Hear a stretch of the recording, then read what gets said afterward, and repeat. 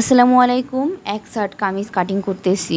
এক শার্ট কামিজ খুব সহজেই সবাই কাটিং করতে পারবে যদি একটু মনোযোগ দিয়ে দেখেন, তাহলে অবশ্যই এই ভিডিওটা খুব তাড়াতাড়ি করছি, যেটা আমাদের কিছু বোঝা যায় না। আমি এরপরে নেক্সট একটা ভিডিও আনবো, যেটা লং ভিডিওতে হবে। সেখানে কামিজ সবচেয়ে সুন্দর করে আর আস্তে আস্তে কিভাবে কাটিং করতে হয়, কীভাবে মাপ নিতে হয়, সব কিছু বুঝিয়ে একটা ভিডিও করব।